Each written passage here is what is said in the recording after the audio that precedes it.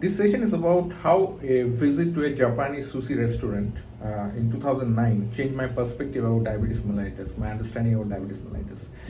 I can teach you diabetes mellitus at this level, I can teach you at this level also. I'm starting with a very basic scratch level, which you appreciate what I'm trying to say. So as I mentioned, it was 2009, I went to an authentic Japanese restaurant, the Japanese host friend. He went for order, so I was just sitting there and looking at around. So what usually happens, you have definitely seen those things are nowadays available in other countries also. This Japanese sushi restaurant, they have this this conveyor belt kind of pattern. That means like you see in the airport. So these sushis are going through a conveyor belt and the persons are sitting on a table next to that conveyor belt and they are taking the sushi as they like. So the sushis are moving like this in a conveyor belt, like in the airport the luggage go around and the person picks up the luggage. Similarly, the person is picking up the sushi, Japanese food. So I saw there was a lady with a baby, with her baby was sitting there, and the baby was trying to pick up some sushi, but he can't because I think he's not able to do that. Her hand coordination has not developed at that extent so much. So while looking at that the baby was trying to pick up the sushi but could not get it, the idea which came in my mind is like diabetes mellitus is a similar thing. You can think like that all these cells are, this conveyor belt is like a blood vessel where the blood is carrying the glucose, because after food which you ingest, the glucose comes into the blood vessel, and all these cells you can think like those are the customers in the sushi restaurant who are sitting next to a conveyor belt, or like the person in the airport who are standing next to a conveyor belt to pick up the luggage. You can think in that way. Now what is happening, as this baby cannot pick it up, similarly same thing happens in the diabetes mellitus, that there is enough glucose in the blood, there is high glucose in the blood actually. Why the high, you would understand shortly. But the cells cannot pick it up because cells' staple food is glucose, but cells cannot utilize that glucose which is there in the blood vessel.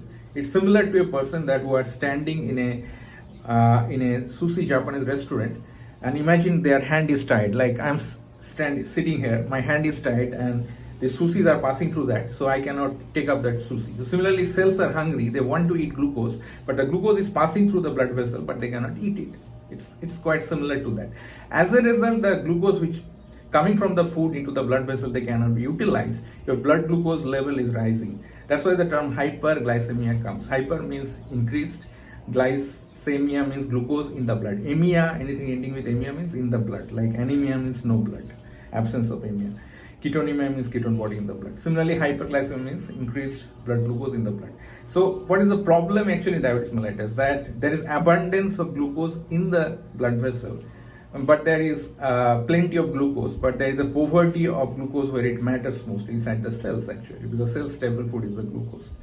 So I think you know at this basic level that this insulin and insulin receptors actually are like a lock and key kind of thing. That means cells need to open this, the glucose needs to open this lock and key, which is the insulin and insulin receptor, to enter inside the cell. It's like I need a lock and key to get inside the cell. So similarly, when glucose is lying, they need to get inside the cell with a lock and key. So typically what happens, we know that the two prime times of the diabetes mellitus, type 1 and type 2, there are various types of diabetes mellitus, and then I'm focusing right now on the main two types, type 1 diabetes mellitus and type 2 diabetes mellitus. In type 1 diabetes mellitus, what is the main problem? You don't have the key at all, because your factory which produces that key insulin is almost destroyed. Hardly there are any cells are left, because when it becomes symptomatic. So type 1 diabetes mellitus, the main problem is basically the destruction of the insulin synthesizing beta cells actually. Conventionally we know that it occurs through autoimmune process. So as your factories are not there, where you are not making the keys, so you cannot open the lock, insulin receptor, to open the gate so that glucose enter inside the cell. So obviously your blood glucose level rises because glucose is not properly utilized. They cannot be transferred into the cell. They cannot be utilized for making glycogen production in the liver. So obviously glucose is remain unutilized in the absence of the glucose in the blood, and that's why it is causing rise in the blood glucose level. Similarly, type 2 diabetes mellitus, the main problem is insulin resistance along with decreased insulin secretion later phase of part. But the main thing is that there is a insulin resistance. Insulin resistance, the idea is that, I think in that way, that let's imagine you have a lock and key, and the lock and key has become very old, or the lock, let's say the key's opening has become deformed. So if you try to put the lock into the key, the lock and key will not open. So the net outcome is that the door is not opening, the glucose is not allowed to enter inside the cell actually. This glucose utilization is not occurring. As a result, the glucose level is basically rising. So that's why diabetes mellitus is nothing but a metabolic disorder characterized by chronic hyperglycemia. Why the hyperglycemia? Because as I mentioned, glucose, there is no utilization. After eating food, it is coming into the blood but is not getting properly utilized. And this is happening persistently, not for once or 2 days or for 3 hours.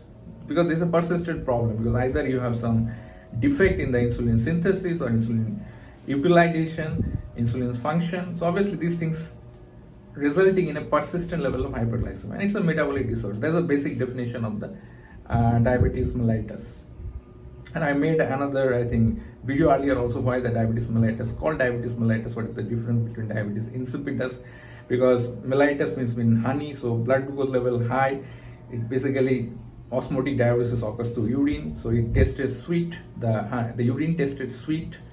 So if you taste the urine, it tastes sweet, that is called diabetes mellitus. If it does not taste sweet, another condition where there is a polyuria, increased urine occurs in a patient, but the urine does not taste sweet, the urine tastes bland, insipid, it is called diabetes insipidus. But that is due to a posterior pituitary hypothalamus problem.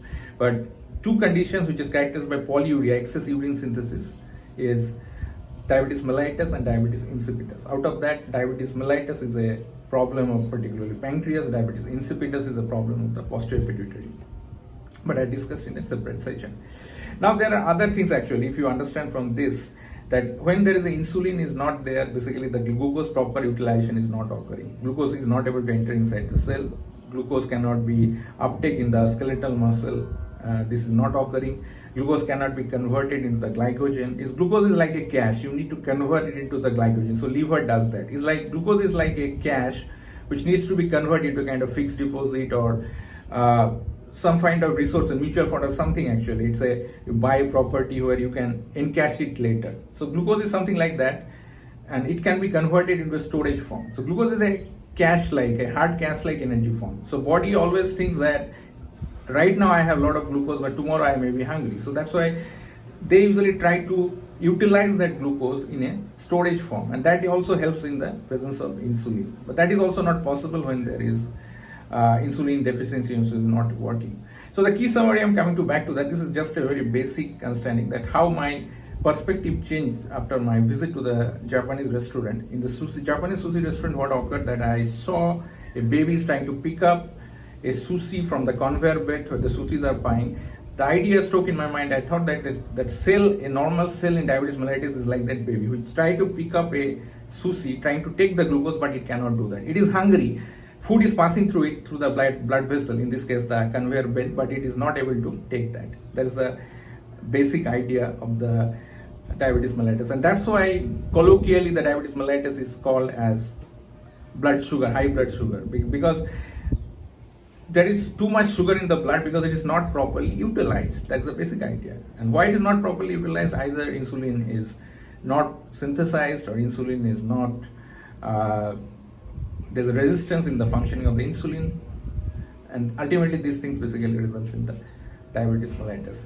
So I told you this is very basic level. I have right now, I think, understanding. I can go up to this level also in teaching. So I try to do a similar session on the diabetes mellitus in the future, very near future, I hope. Particularly the complication of the diabetes mellitus like diabetes ketoacidosis, non-cirrhotic hyperosmolar coma, and other complications, angiopathies, microangiopathies. Thank you so much. Have a great day.